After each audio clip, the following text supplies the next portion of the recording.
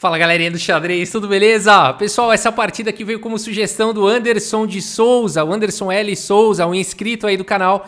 Falou, Rafa, faz a análise dessa partida aí do Paul Keres de brancas contra o Tigran Petrosyan, que foi jogado em Belgrado no torneio de candidatos em 1959. Essa partida ela realmente é sensacional. Aqui o Paul Keres abre com o peão do rei E4. Temos aqui C5, a defesa siciliana aqui pelo Petrosyan. Cavalo em F3, cavalo C6 e aqui D4, o Paul Keres abrindo aí a siciliana. C por D4, cavalo por D4 e G6. Aqui a variante do nome bonito aqui, a variante do dragão acelerado da defesa siciliana, né? Dragão acelerado, porque aqui as negras imediatamente já vão para essa formação de dragão aqui que é conhecida, essa estrutura de peões como a formação do dragão, e acelerado porque aqui não perdem tempo para já partir para o fianchetto. A partida segue com C4, né, indo para essa estrutura Maroxi, que a gente chama de peões em E4 e C4 na defesa siciliana. Bispo G7, já imediatamente atacando aqui o cavalo, são dois ataques. Agora bispo em E3, o Paul Keres protege o cavalo, e cavalo em F6 atacando o peão central. Cavalo C3 protegendo. E aqui o lance de longe mais jogado nessa variante do dragão acelerado, que é o lance cavalo G4, tá? Então esse lance ele visa incomodar aqui o bispo. Esse cavalo não está protegido por ninguém, ele pode ser capturado, mas a ideia é que a dama ela vai se desviar da proteção da peça central. Então não é um sacrifício de cavalo, é uma troca de peças. A partida segue com dama por G4 e agora está caindo aqui no centro. Vale dizer, né? Eu jogo muito essa variante de negras na internet, tá? Toda vez eu adoro essa variante. E muitas vezes o meu adversário faz aqui o lance cavalo por C6. É muito comum isso acontecer. Para não perder a peça central, capturando uma peça com ataque sobre a minha dama, tá? Então, se você tiver de negras, você continue aqui com o cavalo por E3, também recuperando a peça e atacando a dama, tá? E a partida pode seguir, melhor para as negras um pouco. Cavalo por D8, cavalo aqui por D1. Já vi jogarem aqui ou torre por D1 ou até continuar assim, tentando capturar aqui em F7, só que aqui as pretas ficam melhores, tá? Isso aqui é um erro, mas eu já ganhei muita partida assim. Aí você joga cavalo por B2 e aqui tá melhor para as negras, porque o cavalo tá caindo aqui em C3 e o outro cavalo tá caindo aqui em F7, tá? Então tá aí uma boa armadilha, muita gente cai nessa. Não é bem uma armadilha, é uma imprecisão das brancas, né? Porque aqui poderia continuar, ao invés de cavalo por F7, poderia continuar com torre aqui por D1. E aí depois de bispo por C3 eu costumo jogar aqui primeiro, mas dá pra jogar também rei por D8 diretamente, tá? E aí o jogo vai embora. Como é que tá de material aqui? 7 peões aí pra cada um, 2 peças menores pra cada um, par de bispo pras negras. Mas é gostoso de jogar isso daqui de negras, tá? Mas chega de falar de abertura. Então depois aqui de cavalo G4, o Paul Keres seguiu com dama pro G4 e a partida seguiu com cavalo por D4. E agora não vale a pena perder aqui o par de bispos, capturar esse cavalo. O lance de longe mais jogado também aqui é dama D1.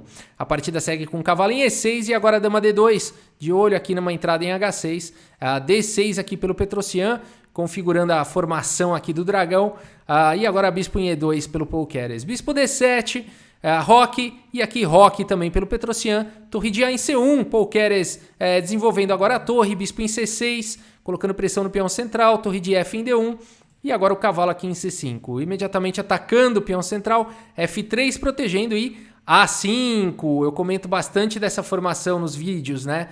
A5 dando posto para o cavalo em C5, evitando o lance B4. A partida seguiu com B3, muito legal isso, tá, gente? Esse B3 é muito instrutivo, esse lance.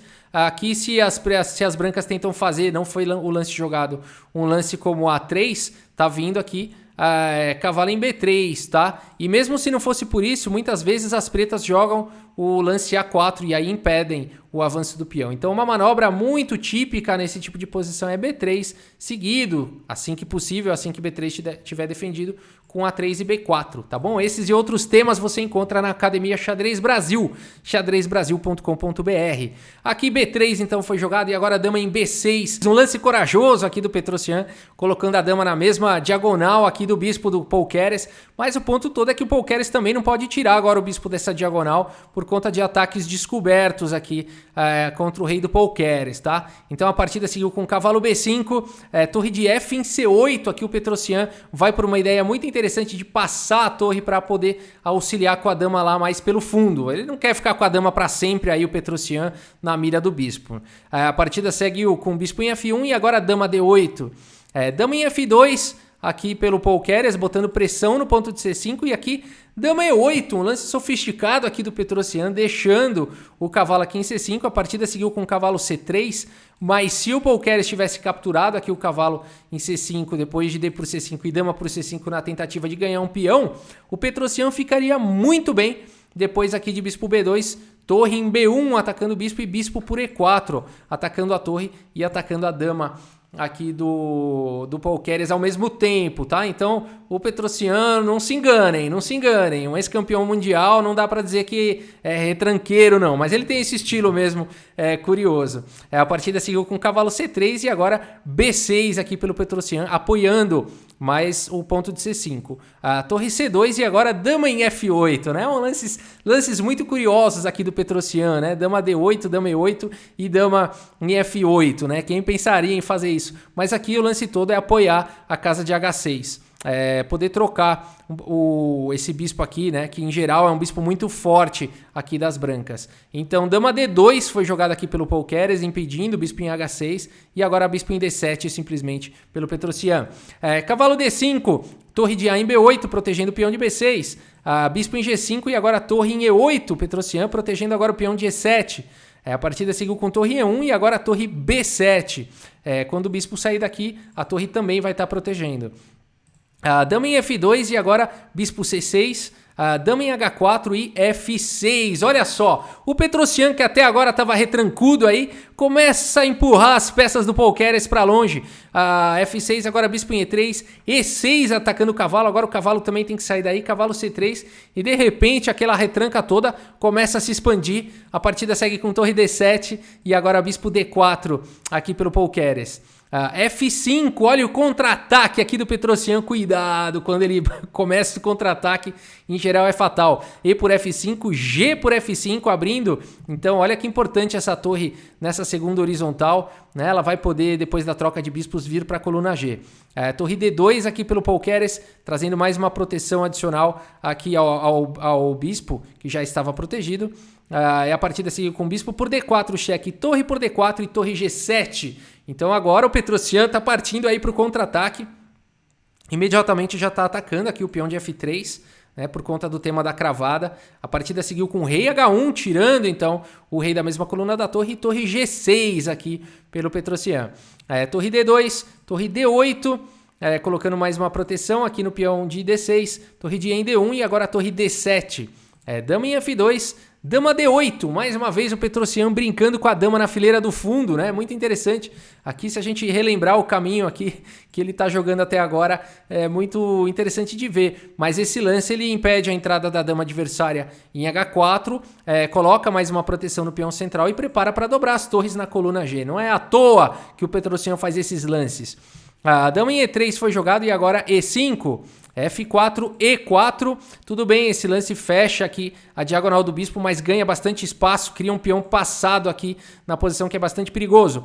Cavalo em E2, torre de D em G7, dobrando agora na coluna G, cavalo D4, contra-atacando aqui o peão de F5 e agora bispo em D7 protegendo. E o bispo fica controlando o cavalo aqui nessa configuração. A3, dama em A8, vejam mais um lance curioso aqui do Petrosian, né? Vamos fazer o caminho dele de novo aqui da dama, olha só, né? Vejam que sempre aí no fundo, né? Mas esse lance aqui visa também uma possível expansão, ficar com o domínio aqui da coluna A, entre outras coisas, sem contar que é uma diagonal muito interessante também. Então uma dama no canto extremamente potencialmente ativa. A partida seguiu com rei G1 e agora H5 aqui pelo Petrosian. Torre B1, H4, torre de B em B2 e agora a torre em G4, torre em F2 e agora dama D8, mais uma vez aqui o Petrosian agora passa a dama, ele vai querer jogar com essa dama na ala do rei, mais um caminho aí da dama do Petrosian, B4 e agora sim é a hora do ataque. O Petrosian começou retranqueiro, Foi jogando as peças do Pokéres lá para trás e olha só, de repente ele tá vindo com um ataque feroz. O que fazer nessa posição? O Petrosian vai para um lance simplesmente incrível nessa posição, o melhor lance da posição, que é o lance com o cavalo aqui atacado. O Petrosian faz lance Torre G3, que retranqueiro que nada, engulam suas palavras, né? Aqui o Petrosian, então, oferece a torre, tá oferecendo o cavalo, mas ele tá atacando aqui a dama do adversário. O Pokéres captura aí essa torre, H pro G3, H pro G3 e agora o peão tá ameaçando a torre. A partida seguiu com torre de F aqui em D2 e agora mais uma bomba do Petrosian. Será que ele vai retrancar aqui o cavalo, vai jogar o cavalo lá em B7? Nada disso. Dama em H4, ameaçando sequência, ameaçando checkmate aqui em H2. A partida seguiu com bispo em E2, dando a casa de F1 para o rei. E agora a torre em H7, ameaçando dama H1, checkmate.